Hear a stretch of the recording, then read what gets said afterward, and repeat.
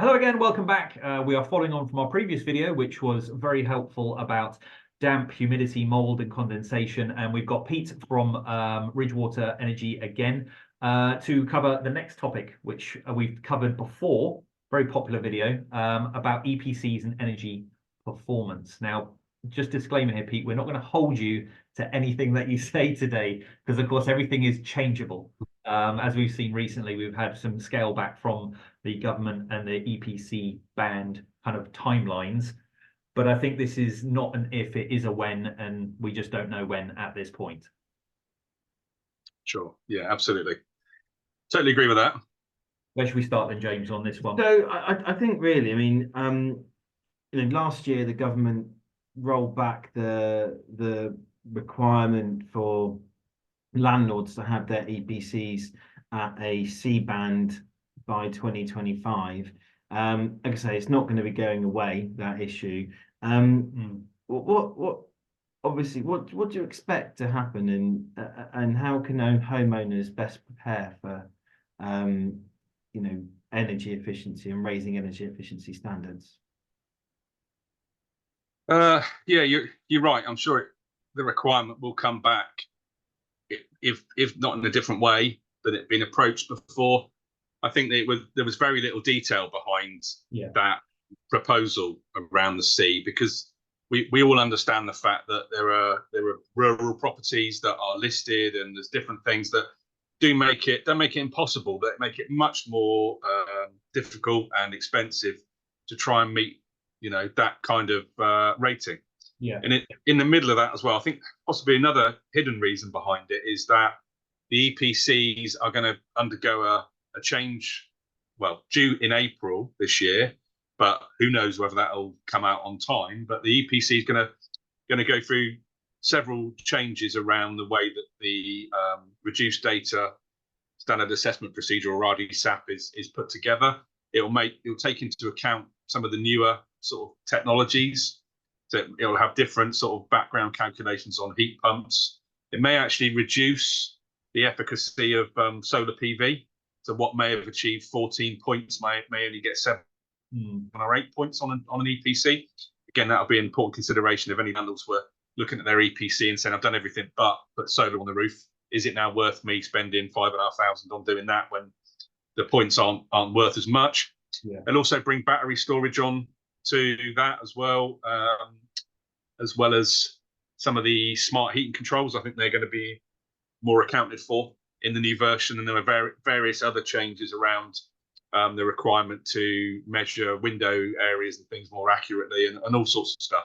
So we'll see a little bit of a change for starters. So with the backdrop of that coming, I suppose it sort of links back to that a little bit, that bringing something in which would have been so broad brush, without any sort of incremental targets of, that rather than go from an E to a C, why are we not starting with a D? Why are we not saying, let's do another round? Let's make sure everyone's at a D, but we tell them when we're going to go for the C. So if they want to invest in getting to the C early, they can do so. But having that ambiguity about going from E to a C and not having any kind of real cut-offs, nobody knew whether it was going to be a £5,000 spend or a £10,000 spend that landlords are going to be required to make. And in some cases, even that wouldn't have been enough to get them to where they need to get to. We've certainly seen some landlords who've recently renewed their EPC, and they probably have done improvements to their properties, but maybe not large improvements, but they have actually slid down the scale based on new grading anyway. So it does feel a little bit like a moving goalpost to a degree with it. A house was a C, absolutely fine, well-kept house, boiler, double glazing, the works. And because of the way that they grade now, or just a different clerk has gone out, it's now a D. So you think, well, what's the risk? If I do something now, if they change the grading in 4 years' time, that I got to a C, but then I've been kicked back to a D again. So that's that. I think that's where maybe some landlords are maybe hesitant. Is it worth me doing it if the grading's going to change, or they're going to change the way that they assess my property? Yeah, and there's a whole load of conversations within that as well around the fact that not every DEA is built the same. They're not all as good as each other. Yeah, there should be a set standard to the way these EPCs are being delivered, And even between accreditation bodies, there's still, you go to one, maybe go to Elmhurst and they tell you one thing, get a Credos, you get another answer. Yeah. There's still, some ambiguity there around some of the more complicated nuances when you're doing these EPCs. And you will then get different results. Maybe there's not enough external auditing. I mean, we know that auditing goes on because one of the guys that we use is an auditor for Elmhurst. So we know it happens, but does it happen enough? Are there enough checks? Is there enough checks on some of those backhanders that are happening possibly between landlords and DEAs to get them that rating that they want to get, to gain those couple of points that by shrinking the floor area or whatever, those kinds of tricks that people pull. It doesn't help anybody in the long run, because if the council go out and do an inspection and some of them are trained to do them and they find those things, then that's not good. But we're at a stage at the moment where we're still coming across rented properties that don't even have an EPC. Yeah. The landlords are still flying so close to the wind, and some of them just don't care. And again, it's that ability of funds to be able to prosecute these landlords and take them to task for what they're doing, but it's also enforcing those standards in the EPC market to make sure that everything's done fairly, properly, and that people have got an idea of what's happening. And like you rightly say, more publicity around the changes that are going to happen to an EPC and what that means. What that means to those landlords. Is it going to mean that their EPC is going to jump because they're going to look at some of these electric heaters and say, actually, we're going to reclassify the efficiencies, or we're going to, what happens with a solid wall? That's already improved in terms of the thicker the solid wall, the better thermal properties it has got. So that gets reflected on an EPC. But let's be honest, it's such a complicated area, and it's a little bit boring. It's a perfect cure for insomnia if you want to start reading all about it. So there is that kind of reluctance to get too involved and look into every eventuality. But this is why we all say to landlords again, you can always get a draft EPC done to see where you're at. You don't have to have it launched, but that might give you an idea of what kind of stage you're at, to make those changes and those improvements and to plan them over the years. If you know what's coming, you can do everything bit by bit if you want to spread that cost, and not just do it all in one go with certain things. Yeah, that makes sense. So what sort of scheme, are there any schemes, energy efficiency schemes? I know that you work quite closely with the local authority in relation to funding. Is there any schemes that are available at the moment that might help residents, whether they're homeowners or landlords or tenants? Yeah, so one of the main conduits into helping tenants is LEAP, or Local Energy Advice Partnership. So we've been doing that now for getting on for 7 years. That's been running, and the idea of that's to go and do a home visit with a tenant. It's to look at their current energy costs. It's to try and help them with anything we can. So if we can get them onto a cheaper tariff, we'll do that. If we can get them onto a cheaper tariff for their water bills, we'll try and do that. Get them on the priority services register so they get additional services if they're in poor health or disabled, etc. There's certain social tariffs that we can get them onto. They're on certain benefits to reduce those bills as well. Sometimes we can get fuel vouchers, particularly for prepayment meters, where we can get some money to help with their costs as well. LEAP will also fit those energy saving measures there and then. So we'll draft proof doors, letterboxes.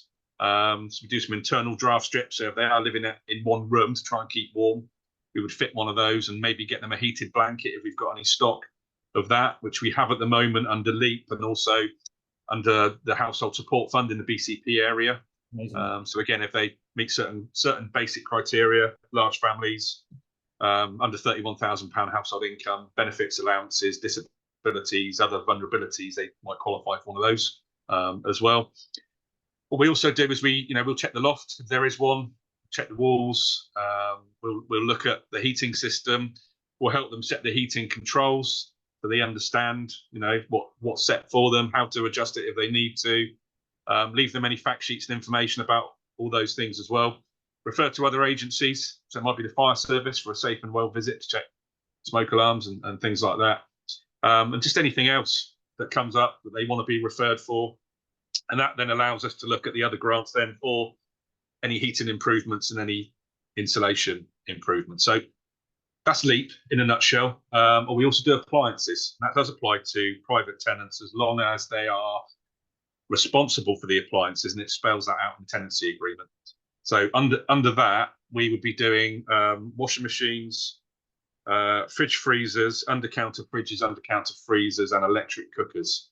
And up to the end of March, we do have funding for gas cookers in the BCP area as well.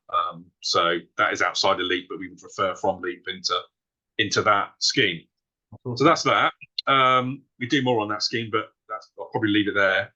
We've got Healthy Homes Dorset, which is a contract that we have with both councils in Dorset, so BCP and Dorset Council and Public Health. And that is, again, there's pots of money there where we can help top up other funding pots. But we can also do things like cavity and loft insulation for private tenants and for owner occupiers, where people have got a child under 5, they're over 65, they've got a health condition, they've got a benefit, they've got a low income, they've had a recent fall, they're a recent immigrant, asylum seeker, they've been recently homeless, etc. All these criteria. Ex-armed forces is another one that we want to help people. It's part of the Armed Forces Covenant, which we are a signatory of. We want to help ex-armed forces people in particular as well get back on their feet and help them with grants and things where possible.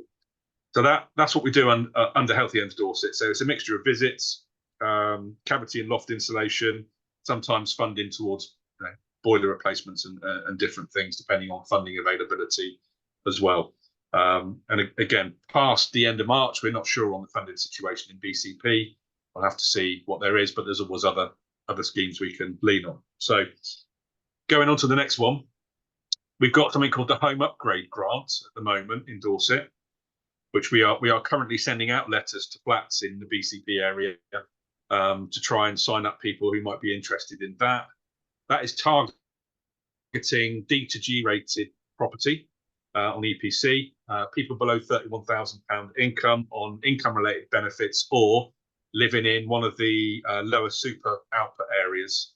So that would be Boscombe West and Springbourne, West Howe, Poole Old Town, Turling Moor, these kinds of wards which have got higher prevalences of benefits, long-term illness, etc. That is a bit more complicated for landlords because landlords have to have an interest or ownership of less than 4 properties. So we can't help any of the portfolio landlords with any of that funding. So it's fine if it's split between husband and wife. Wife might have 3 in her name, husband's got 3 in his name.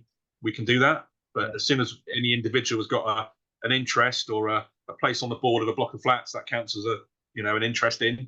That's a maximum of 3 or 4 that they can have before they can still get this particular grant. Yeah. So that is that one, and that's doing all sorts of stuff, from heat pumps to solar PV, to storage heater upgrades to insulation. The landlord also though has to make a third contribution to the cost. But given that they could be getting 10-15 grand's worth of work done for 3.5 to 5 grand, it still represents a good opportunity for those smaller landlords to maybe think about going into that and having a look at it. And we got that up until the end of next financial year. So we've only got a year left to deliver that. Is that specifically for flats, Pete? It isn't specifically for flats, but the reason I mention flats is because the government is only keen to see storage heater upgrades in flats. Otherwise, what they've done is they've classed it as a C measure for houses, which means that they don't want to see many C measures, a maximum of 10%. B measures, which is what it will sit under for flats, they want to see up to 40% of those. The 60% or more is your heat pumps and your standard insulation measures and your solar PV. And that's what they're keenest to see, that is those kinds of measures. So we have to work around that and say, well, they've made flats a B measure for storage heater upgrades. We know that's going to be probably the most popular along with solar under this project in BCP. Because we also know, of course, that it's an off-gas scheme. So it's not for mains gas properties either. So we're going to we're not going to find many oil boilers in the centre of Bournemouth, are we? No. It's very unusual. So it's going to be electric heating we're going to be replacing under the grant in BCP. I think there was one block, and I don't know if they changed it now in Bournemouth. It was on the West Cliff where it was many years ago that I saw an EPC rating there with an EPC of like 1 or something because it had a communal oil boiler system in it. I Yeah. can't remember what it was. It's on the West Cliff somewhere, and I remember seeing it, and the reason was exactly that. And I don't think there are many of those around, but yeah, no, it was that exact reason. Um, so there's some quite good schemes for landlords in there as well. Yeah, there's a few there, and then the last one is there's the energy company obligation as usual, eco, which has been around for 11 years now. The difficulty for landlords with that is that if for a landlord to get any funding out of eco, they have to either have an air source heat pump, a first time gas central heating system where there is an existing gas connection that's been there for at least a year and a half, 2 years already, which again is going to be unusual. We might have storage heaters and a gas cooker. Yeah, so they might qualify for a gas central heating system. And then you've got you have to have or a connection to a district heating system or external wall insulation. So of course in BCP we've got virtually no solid walls anyway. There are very few solid wall properties, but that's never going to happen.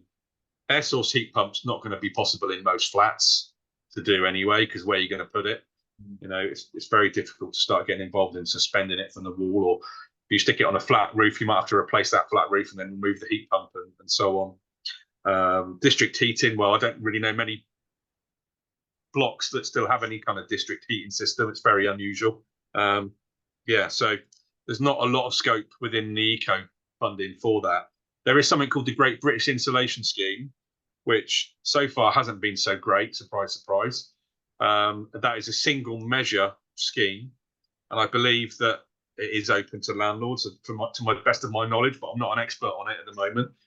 But it is for council tax band A to D, so it's the more modest end of the scale on property size, and that might be that someone can just get their loft done, or just their walls, or just some heating controls, or something like that. But the difficulty is with that is that the supply chain isn't doing much with it because the rates that are being given by the utilities aren't good enough to pay for the ventilation and all the assessment processes involved in doing that. And if you look at the cost of insulating a loft, a smaller loft at say 500 quid, and then the assessment and ventilation costs are 1,000 quid, doesn't really make a lot of sense. Doesn't seem like good value for money to be doing. So the rates aren't really there for most installers to get involved in that at the moment. So we have clients coming to us saying, I want to access this Great British Insulation Scheme. We say, well, I wish you the best of luck, but there aren't many installers that are actually working under it at the moment and doing much with it.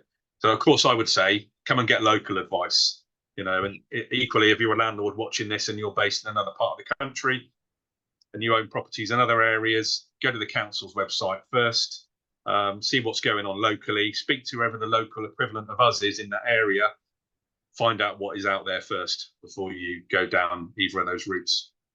No, that's brilliant. So I think just before we wrap up, Pete, I think it's looking to find out what your number one tip is for homeowners looking to make energy improvements. Well, I suppose No pressure. it's a really tricky. I've been thinking about this one, but it's a tricky one to just have one thing, isn't it? I mean, you can do more than one if you want. Yeah, but okay. So what we said about the EPCs changing, Yeah. I suppose the first thing is get yourself signed up to somebody who's going to provide you with that advice. So obviously, a bit of a plug for you guys. Deal with a letting agent who actually cares, who takes the trouble of doing things like this to inform their landlords about what is actually happening. Because you can be confident then that if something's coming down the road, you're going to find out about it. You're going to be informed about it, and you can plan ahead of time.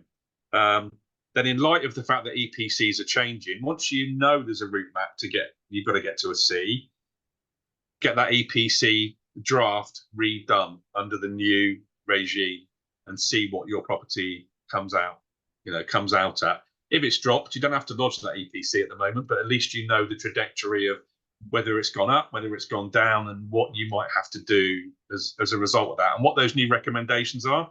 Because the chances are you'll have extra options on recommendations of things you can do as well, and then you can go off and maybe get those costed and say, well, I'm definitely not doing that. It's ridiculous, or actually, I might think about doing this because it seems reasonable.